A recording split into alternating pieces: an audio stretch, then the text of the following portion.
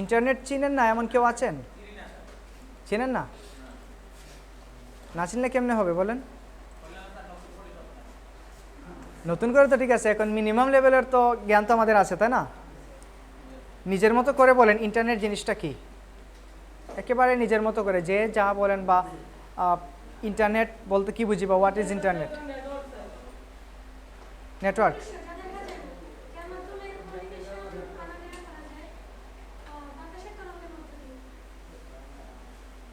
আচ্ছা ঠিক আছে, মোটামুটি আপনাদের কনসেপ্টগুলো ঠিক আছে। এখানে কি লেখা? Gateway to the world community. পুরা বিশ্ব কমিউনিটির কি একটা গেটওয়ে বা প্রবেশদ্বার, যেখান থেকে আমরা পুরো ওয়ার্ল্ডের সব কিছু করি, কানেক্ট হতে পারি।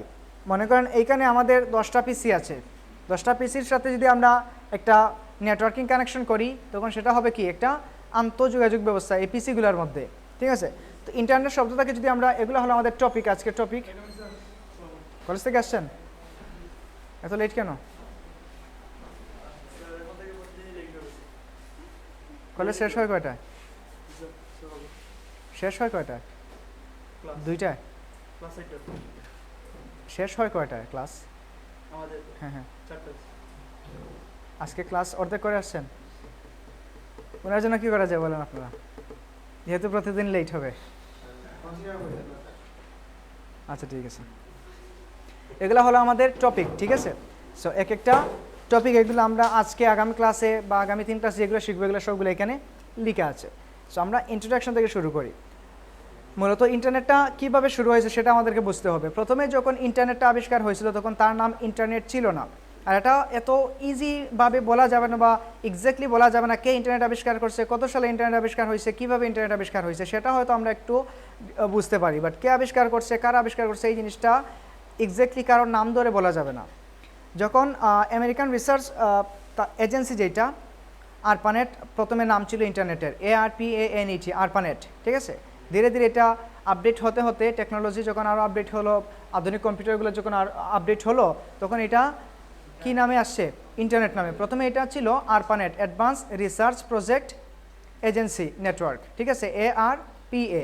এটা শুধুমাত্র আমেরিকান ডিফেন্স স্টেশনে ওরা তাদের কাজ করার জন্য ইউজ করতো আরপানেট। প্রথম অবস্থায় তারা তাদের নেটওয়ার্কিং সুবিধার জন্য, বা কোনো নেটওয়ার্কিং ছিল না, তাদের ইনফরমেশনগুলো ট্রান্সফার করার জন্য বিভিন্ন ডিভাইস ইউজ করতো। এগুলা দেখা গেল যে যখন তথ্যগুলা অনেক বেশি, বা এগুলা ইনস্ট্যান্ট আপডেট করার প্রয়োজন, ইনস্ট্যান্ট ট্রান্সফার করার প্রয়োজন, এগুলোর জন্য তাদের নেটওয়ার্কিং যদি কোনো একটা সুবিধা হয়, এক কম্পিউটার থেকে আরেক কম্পিউটারে যদি সে বসে এইগুলোকে ট্রান্সফার করতে পারে, তখন তাদের সময়টা বাঁচলো। আর একজন একজন করে কী করা লাগলো না, যাওয়া লাগলো না, ডিভাইসগুলো ক্যারি করা লাগলো না। ওই থিঙ্কিং থেকে তারা যেটা করলো, তাদের শুধু স্টেশন, ডিফেন্স স্টেশনের ভিতরে যেটাগুলো, সেটা ছিল ARPANET, advance research project agency network, ঠিক আছে? তারপর যখন দেখা গেল এই যে আরপানেট দিয়েও তাদের কাজগুলো এত স্মুথলি করা যাচ্ছে না, মূলত আমি জাস্ট সারসংক্ষেপটা বলতেছি, এটা নিয়ে আরও অনেক ডিটেলসে বিস্তারিত আছে। তো এগুলা যখন দেখলো যে এগুলো তাদের পক্ষে এনাফ না, পরবর্তীতে ধীরে ধীরে তাদের ইন্টারনেটের বিস্তৃতিটা ঘটলে এরপর থেকে তারা কিন্তু ইন্টারনেটটা শুরু করছে।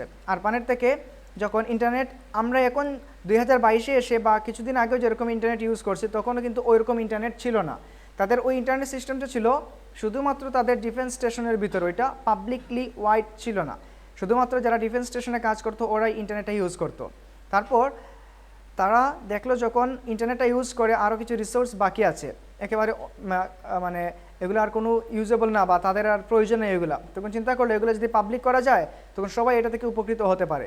ওই চিন্তা থেকেই ইন্টারনেটকে বিস্তৃত করে দেওয়া হলো পাবলিকলি। তারপর যখন টেকনোলজি আরও আপডেট হতে থাকলো, আধুনিক কম্পিউটারের আরও যখন বিকাশ করতে থাকলো, ধীরে ধীরে ইন্টারনেটটা ওয়ার্ল্ড ওয়াইড করা হলো, ঠিক আছে? তো এই ইন্টারনেটটা ওয়ার্ল্ড ওয়াইড হওয়ার পর এখন যে আমরা যেটা কাজ করতেছি বা ইন্টারনেট ইউজ করতেছি, সেটা কি ওয়্যার না ওয়্যারলেস? ওয়্যারলেস। তো কখনো কি চিন্তা করেছেন যে এই ইন্টারনেটটা কিভাবে কাজ করে? বা আমরা যে ফোন ইউজ করি, এটার সাথে কোনো তার নাই, কিছুই নাই, শুধুমাত্র কিছু সিগন্যালের মাধ্যমে কীভাবে আমাদের ফোনে, আমাদের পিসিতে আমাদের নেটওয়ার্কগুলো আসে, কীভাবে আমরা ইনফরমেশনগুলো পাই, কীভাবে নেটওয়ার্ক পাই, এই যে মেসেঞ্জারে কল দিই, আমেরিকা থেকে চলে আসে, লন্ডন থেকে চলে আসে, এগুলো কীভাবে আসে একটু চিন্তা করছেন? বা কখনো কোয়েশন আসছিল মানে? তরঙ্গের মধ্যে। আর আর কারো মাথায় কোনো আইডিয়া নাই যে কীভাবে, কখনো কোয়েশ্চেন আসছিল এগুলো কীভাবে আসে? আমরা তো অনেক দিন থেকে ইন্টারনেট ইউজ করি, তাই না? এখন আর বেবি যারা আছে ওরা তো জন্মের পর থেকে ইন্টারনেট ইউজ করে, আমরা না হয় একটু বড় হয়ে ইউজ করছি। তো কখনো কি চিন্তা আসছিল যে ইন্টারনেটগুলো কীভাবে আসে, বা কীভাবে আমরা এই যে তারবিহীন একটা জাস্ট একটা ডিভাইসের মাধ্যমে এত দূর থেকে এত দূর পর্যন্ত কী করি, কথাগুলো স্প্রেড হয়ে যায়? এটা মূলত যেটা কাজ করে সেটা হলো অপটিক ফাইবার কেবলের মাধ্যমে কাজ করে, অপটিক্যাল ফাইবার কেবল যেটা, ঠিক আছে? তো অপটিক্যাল ফাইবার কেবলটা হলো হাউ ডাজ ইন্টারনেট ওয়ার্কস। আমরা একটু কী করি, সার্চ করি ইন্টারনেটে অপটিক্যাল ফাইবার। অনেকেই হয়তো চিনেন অপটিক্যাল ফাইবার কেবলটা, অপটিক্যাল ফাইবার, ঠিক আছে, বা ফাইবার অপটিক কেবল যেটাকে আমরা বলি। ইমেজে যদি যাই, এই যে এই জিনিসগুলোকে ফাইবার অপটিক কেবল বলা হয় বা ফাইবার বলা হয়। এগুলোর মধ্য দিয়ে মূলত লাইটিংয়ের মাধ্যমে ইন্টারনেটটা আসা যাওয়া করে, ঠিক আছে? আর এই জিনিসগুলো থাকে কোথায়? এগুলা পুরো ওয়ার্ল্ড ওয়াইড সমুদ্র তলদেশের নিচ দিয়ে ফাইবার অপটিক কেবলগুলা পুরো ওয়ার্ল্ডে স্প্রেড করে দেওয়া, এক একটা দেশের সাথে এক একটা দেশের বা এই যে ফাইবার অপটিক কেবলগুলা কানেক্ট করে দেওয়া হয়েছে। কি মূল কেন্দ্র? সেটা আমেরিকানরা কন্ট্রোল করতেছে বর্তমানে। আর ওইখান থেকেই তারা পুরো পৃথিবীব্যাপী এটাকে কী করছে, সমুদ্রের তলদেশ দিয়ে স্প্রেড করে দিচ্ছে। সো এটা আমরা আরও ডিটেলসে যদি দেখি এটা কীভাবে আন্ডারসিওর ওশান, এই যে মহাসাগরগুলোর মধ্য দিয়ে ওরা কী করে, বড় বড় শিপ নিয়ে ওইগুলো নিচে যায়, নিচে গিয়ে এগুলা স্প্রেড করে দিয়ে আসে, এগুলা বিছিয়ে আসে, ঠিক আছে? যে সমুদ্রের নিচে যায়, যে ওইগুলা কী করে এক এক দেশ থেকে এক এক দেশ পর্যন্ত এগুলার কানেকশন করে দিয়ে আসে। এই জিনিসগুলো যদি আমরা আরও ডিটেলসে দেখতে চাই, আপনারা একটা কি ইউজ করতে পারেন, যে সাবমেরিন কেবল ম্যাপ নামে একটা সাইট আছে, সাবমেরিন কেবল ম্যাপ। ওইখানে যাওয়ার পর এই যে প্রথম যে সাইট আছে submarinecablemapp.com, এটাতে ক্লিক করলে পুরা ওয়ার্ল্ড ওয়াইড যে আমাদের সমুদ্র তলদেশের যে চিত্রটা আছে সেটা আমরা এখান থেকে দেখতে পারবো, এবং ফাইবার অপটিক কেবলগুলো কীভাবে স্প্রেড করা আছে সেটাও আমরা এখান থেকে দেখতে পারবো। নেটওয়ার্কের ক্লাস, ইন্টারনেটের ক্লাস, বাট ইন্টারনেটে যদি প্রবলেম করে কেমনে হবে?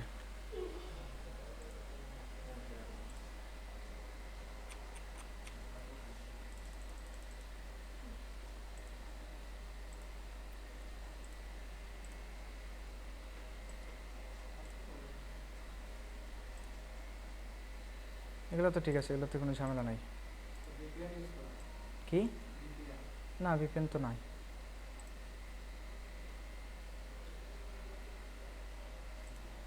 এই যে আসছে, ঠিক আছে?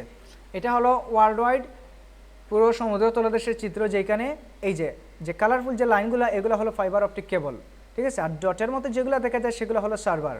ওকে, তো আমরা যদি দেখতে চাই আমাদের বাংলাদেশে কয়টা সার্ভার আছে বা কয়টা ফাইবার অপটিক কেবলের মাধ্যমে আমাদের পুরো দেশ কন্ট্রোল করতেছে, সেটা দেখার জন্য আমরা এখানে বাংলাদেশ লিখে সার্চ করতে পারি, অথবা এখান থেকে ওপেন করে নিয়ে আসেন। এই যে অনলি দুইটা সিগন্যাল আছে বাংলাদেশে, একটা হলো কক্সবাজার আর একটা হলো কুয়াকাটাতে। এই দুইটা সিগন্যাল থেকে পুরো বাংলাদেশের নেটওয়ার্ক কন্ট্রোল করা হচ্ছে। এখন এই যে লাইনগুলো যে স্প্রেড করলো, এগুলোর জন্য আমরা কি কোনো টাকা পয়সা দিচ্ছি ওদেরকে? মনে করেন পুরো ওয়ার্ল্ড ওয়াইড যে ফাইবার অপটিক কেবলটা সমুদ্রের তলদেশ দিয়ে নিয়ে আসতো যে আমাদের দেশে, এগুলোর জন্য আমরা কি কোনো টাকা পয়সা পে করছি ওদেরকে? এই যে মেনটেন্যান্সটা করলো এটার জন্য কোনো টাকা পয়সা পে করতেছি? কীভাবে বুঝলেন যে টাকাটা ফ্রি আমাদেরকে দিয়ে দিবে?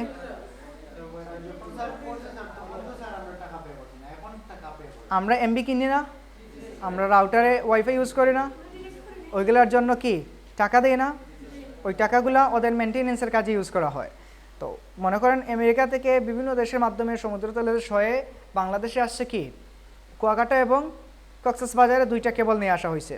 এদেরকে বলা হয় Tier 1 কোম্পানি। তিনটা কোম্পানির মাধ্যমে মূলত ইন্টারনেটটা আমাদের হাতে এসে পৌঁছায়। একটা হলো Tier 1, Tier 2, Tier 3, টি এবং আর, এই তিনটা কোম্পানি। সো Tier 1 কোম্পানি হলো যারা ওয়ার্ল্ড ওয়াইড কী করে কেবলগুলোকে স্প্রেড করে দেয় সমুদ্রের তলদেশ দিয়ে, তাদেরকে বলা হয় Tier 1 কোম্পানি। তো তারপর এই যে স্প্রেড করে এটার নির্দিষ্ট একটা সময়কাল থাকে, একটা মেয়াদকাল থাকে। মনে করেন এই যে জিনিসগুলো, এগুলো কিন্তু কিছুদিন পর পর মেনটেনেন্স করা লাগে। এই যে সমুদ্রের যে প্রাণীগুলো আছে, মাছটা, সেগুলোকে মাঝে মাঝে খেয়ে ফেলে। তো এগুলো যদি নষ্ট করে ফেলে, দাঁত দিয়ে কামড়ে টামড়ে নষ্ট করে দেয়, অথবা কোনো ন্যাচারাল ডিজাস্টারের কারণে এগুলো যদি নষ্ট হয়ে যায়, তখন নেটওয়ার্কে প্রবলেম সৃষ্টি হয়। তো এইগুলোর মেনটেনেন্স করার জন্য আমরা যে এমবির খরচ দিই, বিল দেই না, ওয়াইফাই এমবি কিনি, ওই টাকাগুলো মেনটেনেন্সের কাজে ব্যয় করা হয়। আর যদিও এগুলা কখনো নষ্ট না হয় বা কোনো মেনটেনেন্স প্রয়োজন না হয়, তারপরও 25 ইয়ার্স পর পর এটার এক্সপায়ার হয়ে যায়। 25 ইয়ার্স পর এটাকে আবার কী করা লাগে, নতুন করে স্প্রেড করা লাগে। ঠিক আছে, মূলত এগুলোর জন্যই আমাদের কাছ থেকে টাকাটা নেওয়া হয়। আর এগুলা কাজ করে কিভাবে, এগুলা টোটাল লাইটিংয়ের মাধ্যমে কাজ করে। প্রত্যেকটা এই যে ফাইবার অপটিক কেবল, এটা কিন্তু জাস্ট এইটা না, এটার মধ্যে আরও অনেক জ্যাকেট, কেবল, সুইচ টুইচ অনেক কিছু লাগানো থাকে এই কাচের এই কেবলটাকে কী করে প্রোটেক্ট করার জন্য। কি হ্যাঁ, ওয়াটারপ্রুফ অবশ্যই, না হলে তো এটা নেট ওইখানে শেষ হয়ে যেত, ইন্টারনেট। আচ্ছা, এগুলো শুধু ওয়াটারপ্রুফ না, এগুলোর মধ্যে অনেক ধরনের প্যাকেট বা জ্যাকেট লাগানো থাকে, একটু পরেই আমরা দেখব। আর এই যে লাইটিং যেগুলা প্রত্যেকটা চুলের মতো, আপনারা যারা ওয়াইফাই বাসায় কানেকশন করার সময় দেখতে পারেন যে ফাইবার অপটিক কেবল একেবারে হালকা, চুলের থেকেও চিকন থাকে। ওই এক একটা লাইনের ভিতর দিয়ে 100 জিবিপিএস স্পিডে প্রতি সেকেন্ডে 100 জিবি করে ডাটা ট্রান্সমিশন হয়। চিন্তা করতে পারেন, প্রতি সেকেন্ডে 100 জিবি করে ডাটা ট্রান্সমিশন হয়। কতটুকু স্পিড এইটার? আমরা যে ওয়াইফাইগুলো ইউজ করি প্রতি সেকেন্ডে কত এমবিপিএস দেয়? 4 এমবি, 10 এমবি, 20 এমবি, 40 এমবি, এরকম না? এরকমই তো। আর তারপর অনেক সময় আমরা দেখি যে নেটওয়ার্কিং প্রবলেম করে, বাট এগুলার ক্ষেত্রে কোনো কি নাই, প্রতি অনেক এখানে আছে। সো এটার প্রত্যেকটার মধ্য দিয়ে 100 জিবি করে প্রতি সেকেন্ডে ডাটা ট্রান্সমিশন হওয়া সম্ভব। ঠিক আছে, বোঝা গেছে? আচ্ছা, এবং আমরা আমাদের স্লাইডে যাই, তাহলে আরও বুঝতে পারবো এটাতে আর কি আছে। এই যে দেখেন ডাটাগুলো কীভাবে ট্রান্সমিশন হচ্ছে। ঠিক আছে, একটা মেসেজ আমরা এখান থেকে সেন্ড করলাম, এটা ইন্টারনেট সার্ভিস প্রোভাইডারের কাছে গেল, তারপর বিভিন্ন রাউটার থেকে আরেকটা সার্ভিস প্রোভাইডারের কাছে গেল, যেখানে আমরা পাঠাতে চাচ্ছি ওইখানে গেল। ঠিক আছে, রাউটারের মাধ্যমে যায় না এক একটা। আচ্ছা, এখন মনে করেন আমি কোনো কিছু সার্চ করলাম, এখন ধরেন আমি হোয়াট ইজ গ্রাফিক ডিজাইন এটা লিখে গুগলে সার্চ করলাম, অনেকগুলো সাজেশন চলে আসে না? এই সাজেশনগুলো আসে কই থেকে? ইন্টারনেট থেকেই তো আসে।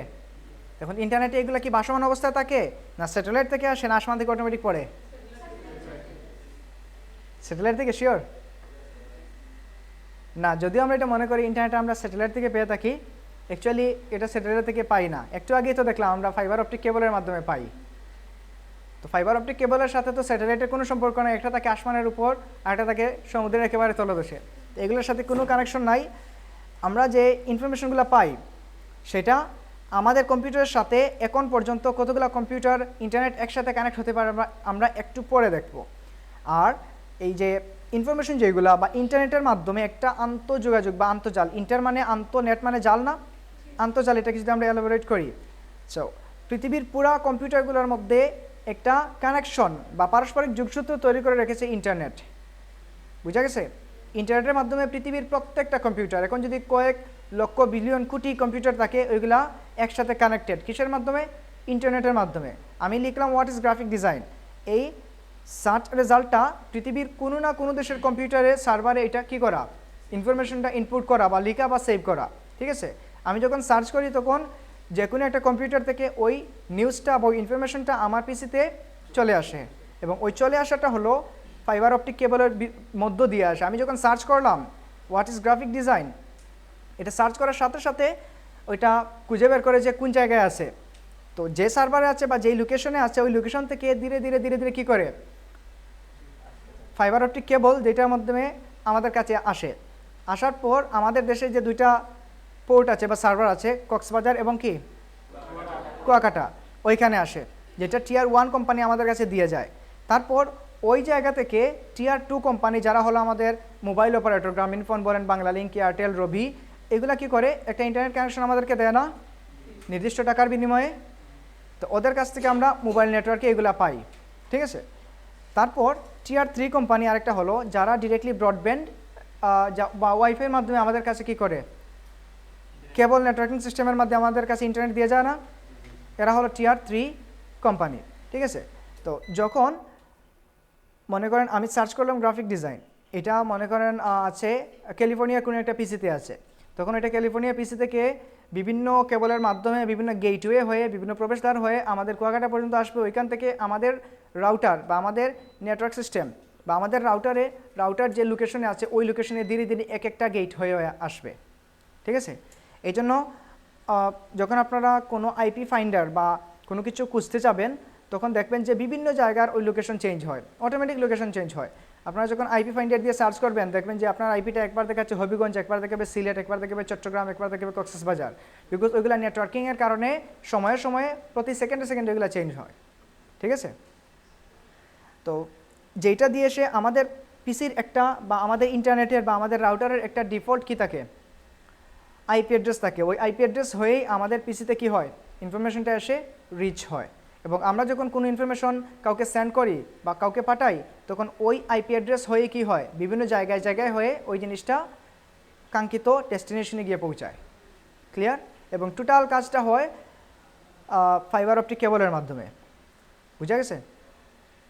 ওকে, এই গেল ফাইবার অপটিকের কাজ। বা আমরা যদি কেউ যদি বলে ইন্টারনেটের মালিক, এটা কিন্তু ডিরেক্টলি বলা যাবে না যে অমুক মালিক, অমুক দেশ মালিক, তমুক দেশ মালিক, এটা বলা যাবে না। ঘুরে ফিরে কিন্তু সবাই আমরা মালিক ইন্টারনেটের, বিকজ এটা মেনটেন্যান্সের জন্য আমরা খরচ দিচ্ছি না।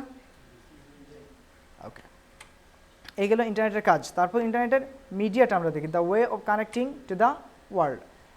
এটা চিনেন ওয়ার্ল্ড ওয়াইড ওয়েব বা WWW, ওয়ার্ল্ড ওয়াইড ওয়েব। যে কোনো ডোমেইনের আগে কি লেখা লাগে, এটা লেখা লাগে না? এটা না লিখলে কাজ করে? এখন হয়তো আমরা গুগলে সার্চ করি এটা অটোমেটিক চলে আসে, কোনো WWW এগুলা লেখাও লাগে না। আচ্ছা, এই যে দেখেন ফাইবার অপটিক কেবল, এবং এটা বিভিন্ন পার্ট। প্রথম যেটা আছে এটা হলো ফাইবার কোর। ঠিক আছে? একেবারে সামনে যেটা লাগানো থাকে ওইখানে লাইটিংয়ের মতো কিছু জিনিস থাকে। তারপর ক্লেডিং, ঠিক আছে, এটাকে প্রোটেক্ট করার জন্য একটা পার্ট। তারপর কোট, এই অংশটাকে প্রোটেক্ট করার জন্য। তারপর টাইট বাফার, এই অংশটা। এরপর দেখেন এক একটা করে লাস্টে যেটা আছে ওইটা সহ কী করা থাকে, সবগুলো একসাথে করা থাকে যাতে ইজিলি এগুলো নষ্ট না হয়ে যায়। সামুদ্রিক প্রাণীগুলো অনেক সময় দাঁত দিয়ে কামড়ে এগুলো নষ্ট করে দিতে পারে, বা কোনো যদি ডিজাস্টার হয় ওই ডিজাস্টারের কারণে ওইগুলো প্রোটেকশন নষ্ট হয়ে যায়। তো ওই মেনটেন্যান্সের জন্যই কিছুদিন পর পর এগুলোকে চেঞ্জ করা হয়, অথবা 25 ইয়ার্স পর এমনিতেই এই জিনিসগুলো চেঞ্জ করে আবার নতুন করে কানেকশন দেওয়া হয়। এটা বিভিন্ন প্রোটেকশন দেওয়া থাকে, যদি উঠে যায় তখন তো মেনটেন্যান্স করে নেবে। কোনো কোনো নির্দিষ্ট সাইটে হয়তো কি থাকতে পারে, ক্রাশ বা অফ থাকতে পারে, বা সিগন্যাল তো আর একটা দুইটা না। এখানে দেখেন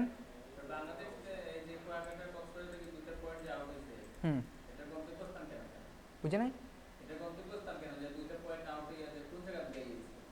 বাংলাদেশের মধ্যে স্টপ তো এটা এখান থেকে বাংলাদেশের দুইটা পয়েন্টে দুইটা স্টপ, তারপর ওইখান থেকে সার্ভিস প্রোভাইডাররা কী করে নিয়ে আসে, মানে এগুলো এখন স্টপ নাই। যদি কখনো দেখা যায় যে বাংলাদেশে আরও প্রয়োজন তখন আরও লাইন অ্যাড করবে। সিম্পলি আপনি একটু ইন্ডিয়াতে খেয়াল করেন, ইন্ডিয়ার একটা রাজ্যে দেখেন মুম্বাইতে কতগুলো সিগন্যাল আছে, ঠিক আছে, শুধুমাত্র মুম্বাই না, এটা মুম্বাই ইন্ডিয়া, যে দেখেন মুম্বাই থেকে কতগুলা লাইন গেছে, হ্যাঁ আনলিমিটেড করতে পারবেন।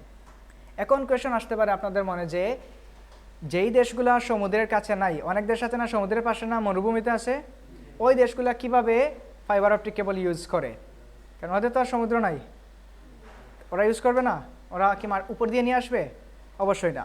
ওরা প্রতিবেশী রাষ্ট্র যেগুলো আছে ওইগুলোর সাথে চুক্তি করে নিয়ে আসে মাটির নিচ দিয়ে, ঠিক আছে, বিভিন্ন টেকনোলজি ইউজ করে মাটির নিচ দিয়ে এটা নিয়ে আসে। হ্যাঁ হয়, এ তো যাদের কি নাই, সমুদ্রের সাথে কানেকশন নাই, ওরা তো অন্য দেশ থেকে নিয়ে আসতেছে। এটার জন্য খরচ বেশি পড়বে না? ওকে ফাইন, এই গেল। তারপর আর কি আছে, অনেক কোয়েশন আসবে মাথায়, স্বাভাবিক। আচ্ছা, তারপরে যেটা হলো ল্যান কেবল। আমরা যেটা ইউজ করি দুইভাবে, আমরা ওয়াইফাই ইউজ করি। একটা হলো তো ওয়াইফাই রাউটার লাগিয়ে দিলে ডিরেক্টলি ওয়াইফাই ইউজ করা যায়। আমরা যদি আরও স্টেবল নেটওয়ার্ক চাই সেটাকে ল্যান কেবলের মাধ্যমে বা লোকাল এরিয়া নেটওয়ার্ক যেটাকে বলা হয়, ঠিক আছে। আমাদের এই যে আমরা এখানে যে নেটওয়ার্কিং যেটা ইউজ করি সেটাকে বলা হয় লোকাল এরিয়া নেটওয়ার্ক। তাছাড়া আমাদের কিসের একটা সার্ভার আছে, ঠিক আছে। এত লেট কেন স্যার আপনার? অলরেডি কত সময় লেট হয়েছে? প্রায় 1 ঘন্টার উপরে, 51 মিনিট লেট। অফিস কোথায়? সুরমাতে? অফিস শেষ হয় কয়টায় আপনার? আচ্ছা, এখানে ছিলেন, আসছিলেন কয়টায়? তাও তো আপনার 30 মিনিট লেট। বাসা থেকে আসছেন লেট, জেমে ছিলেন, তাহলে তো আপনাকে আরও সময় নিয়ে বের হতে হবে। একটার সময় বাসা থেকে বের হতে হবে, 1 ঘন্টায় ধীরে ধীরে বাসায় আসবেন। যদি কখনো জ্যামে পড়ে যান, যাতে হেঁটে বা দৌড়ে এসে ক্লাস ধরা যায়, এরকম সময় নিয়ে বের হতে হবে। এখন 51 মিনিট কি দাঁড়িয়ে থাকবেন? এটা কি পসিবল 51 মিনিট দাঁড়িয়ে থাকা? রুলস তো এটাই। যদি দেখেন আপনার বেসমেটে যদি কনসিডার করে, আইন সবার জন্য সমান, আমি 51 মিনিট আমার দাঁড়িয়ে রাখতে পারবো, কোনো সমস্যা নাই। আচ্ছা, তো ল্যান কেবলটা ইউজ করলে আমরা আরও স্টেবল নেটওয়ার্ক ইউজ করতে পারি। ওকে, আর টাইমসের একটা সার্ভার আছে, পার্সোনাল সার্ভার, যে এই যে প্রত্যেকটা ক্লাসরুমে এক একটা করে পিসি আছে না, এগুলোর জন্য ধরেন আমরা যদি কোনো ভিডিও বা কোনো ফাইল শেয়ার করতে চাই, কীভাবে শেয়ার করব? নিশ্চয়ই পেনড্রাইভ দিয়ে শেয়ার করব। বাট যেহেতু নির্দিষ্ট সার্ভার আছে, এই সার্ভারের মাধ্যমে আমরা এখানে বসে এক পিসির সাথে আরেক পিসির কানেকশন ইজিলি করতে পারবো। একটা ভিডিও প্রয়োজন কি? আমরা তো কর্পোরেট ইন্টারনেট, এই যে লোকাল এরিয়া নেটওয়ার্ক, হ্যাঁ wifi LAN, local area network. Company most probably এখন কার্নিভাল বা এমআরআইটি, ওই যে ম্যানর ইউজ করা হচ্ছে। আচ্ছা, তো বিভিন্ন সার্ভারের মাধ্যমে নেটওয়ার্কিংয়ের বা ইন্টারনেটের মাধ্যমে পিসিগুলোকে একসাথে কানেক্ট করা হয়, যেটা করা হচ্ছে ওয়ার্ল্ড ওয়াইড ইন্টারনেটের মাধ্যমে। আর পার্সোনাল অফিসিয়াল কোনো কম্পিউটার সবগুলোকে যদি একসাথে কানেকশনে রাখতে হয়, সেটার জন্য পার্সোনাল সার্ভারের প্রয়োজন হয়। ঠিক আছে, ওই জিনিসগুলো বোঝার জন্য আপনাদেরকে নেটওয়ার্কিং এক্সপার্ট হওয়া লাগবে। প্রত্যেকটা কিন্তু এক একটার সাথে রিলেটেড। ঠিক আছে, সো এই জিনিসগুলো যদি আরও ডিটেলসে বুঝতে চান, নেটওয়ার্ক শেখা লাগবে বা নেটওয়ার্কিংয়ের কাজ শিখতে হবে। ওকে, তারপর কীভাবে ইউজ করা যায় সেটা হলো ওয়াইফাই। যদি আপনারা ডিরেক্টলি একটা মাত্র পিসি ইউজ করতে চান, সেটা ল্যান কেবলের মাধ্যমে ইউজ করতে পারবেন, সেটার জন্য কোনো রাউটারেরও প্রয়োজন হবে না। রাউটার ছাড়াই ওরা যে ডিভাইসটা দেয়, ইন্টারনেট সার্ভিস প্রোভাইডাররা বা আপনি যেই কোম্পানির কাছ থেকে নেটওয়ার্ক নিয়ে আসবেন, যে ইন্টারনেটটা দিবে,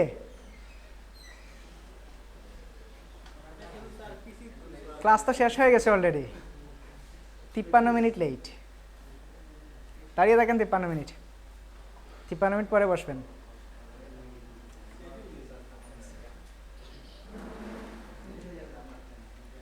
এত লেট কেন আপনার? ম্যাক্সিমাম ক্লাসে কিন্তু লেট করে আসেন, কারণ কি লেট হওয়ার?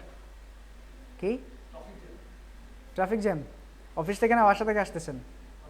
কোন জায়গায়? আম্বরখানা? আম্বরখানা তো এইখান থেকে আমি যদি জুড়ে একটা ডাক দিই শোনা যাবে, শোনা যাবে না? আম্বরখানা থেকে আসতে আপনার 53 মিনিট লেট হয়ে গেল, এটা তো ইম্পসিবল। আপনাকে 53 মিনিট করলে কত হয়? 103 মিনিট না 2 মিনিট? এত সময় দাঁড়িয়ে থাকতে হবে। আগামী ক্লাস থেকে আমি সবার লেট হোক সেটা মেনে নেবো, কিন্তু আপনার লেট হলে এটা মানবো না।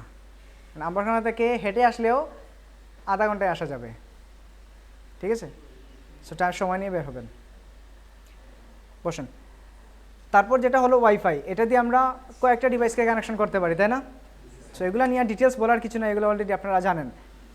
পরেরটা হলো আইপি অ্যাড্রেস বা ইন্টারনেট প্রোটোকল। ঠিক আছে, এটা